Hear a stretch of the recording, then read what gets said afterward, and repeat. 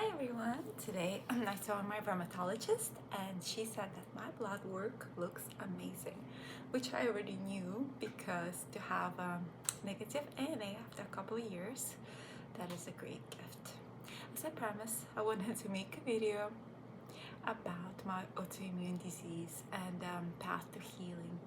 There's one more test I have to do to make sure that my PBC, the primary biliary cholangitis, that's in the liver, the autoimmune disease in the liver, and it's different from autoimmune hepatitis. It's when antibodies are attacking mitochondria. So I have to do one more test to make sure I'm completely clear, but from ANA to have negative and no signs of AMA activity, that's already wonderful. As I said, it was positive of about 3 years, and last time it was at its peak over 1,000. So let me begin from the beginning, as they say. When in 2022, 23, after the year after the war in Ukraine started, it was about that. I was under a lot of stress at work and also very, very unhappy and worried about my home country and what was going on there. It was a very upsetting time for me, and when I went for a regular checkup with my doctor, my ANA was elevated and the liver enzymes were also elevated, so it looked like there was some kind of damage going on in the liver. So they were testing for about 8 or 9 months, and all kinds of tests, blood tests, checking for even cancer, for tumors. It was very scary, but at the same time it was a correction in my life, and I started evaluating what works and what doesn't. And I made decisions for myself. The doctors would say, advise something, but ultimately I am a certain being, so I would decide how far I want to go. So they wanted to do a liver biopsy. I said no. Unless it's absolutely necessary, I'm not going through that procedure. One of the doctors wanted to put me on steroids, so she was suggesting that I have autoimmune hepatitis, which was not the case. So you always have to use discernment and your intuition and double check. Don't just do whatever the doctors tell you. It's kind of a balance between what the doctors say, natural medicine, and your intuition. Ultimately, all the healing will be inside the person, which is kind of the track that I'm going on right now.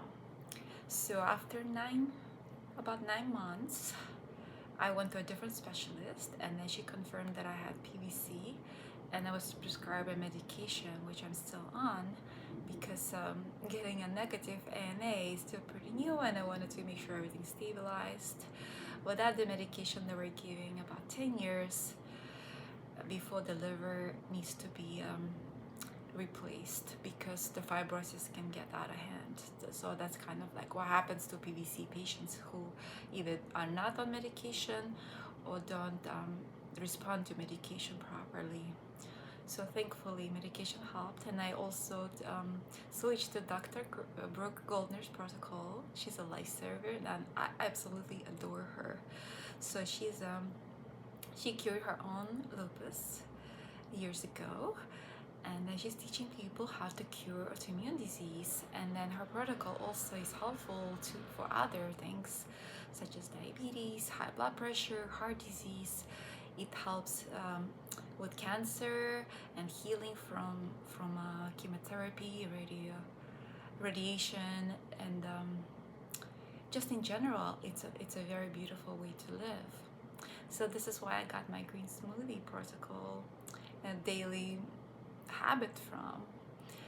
I started making those when I listened to her channel, read her books. I didn't have an appointment with her, so it was not an expensive. I didn't spend a lot of money. but at this point I wouldn't mind. I was thinking to actually book an appointment, which you have to do months in advance now because she's helping so many people and she's very, very busy. But I knew that was working because my symptoms got better. I was functioning well, and my energy levels were excellent. I didn't have to take so many supplements as I did before, because I tried medical meeting before, and it was mostly about so much about supplementation and cutting out all oils, except maybe a little bit avocado. But with her, like, his protocol wasn't helping me as much, and there was hundreds of dollars on different supplements. It was kind of getting out of hand, but I was taking it because it was better than nothing. It was still helping with my symptoms at the time.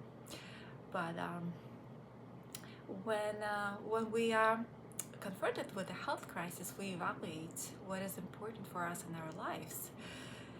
And then in that moment, I realized that my life was misaligned. The question would come up, if I only had 6 months to live, what would I do with my life? Definitely wouldn't want to continue the way I was.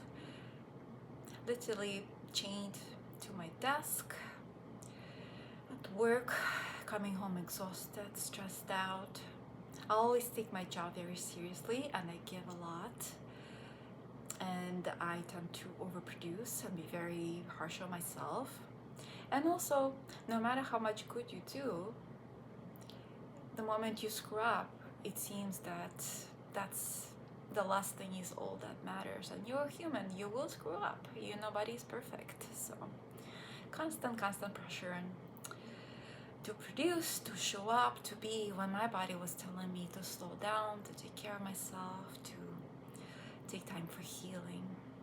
So autoimmune disease is, they say it could be hereditary, plus there's environmental and lifestyle factors that go into it. So my diet side was being covered, smoothies were helping, but the stress was still escalating. The disease was spiking up, the symptoms were getting severe because of stress. It was a direct correlation over and over. I would get better, then I would get stressed out, and I would get ill again.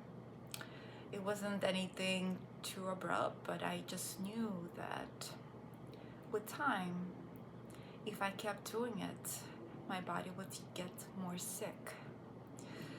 So last summer, I also was going through another personal dilemma. My son had to have surgery, and the work stress was absolutely unbearable. When I was worried about him, that was piling up, and my symptoms spiked, and the blood work showed that as well. And then I went on a medical pay leave with him to stay with him after surgery, and I saw the difference so clearly. Being at home, not having to rush anywhere, having quiet time. He was healing, I was healing. I had time to sit and be still and to listen to my heart. And I already knew that if I only had 6 months to live, all those questions that came up originally when I was diagnosed, they were still on my mind, and I knew that I didn't want to keep living like that.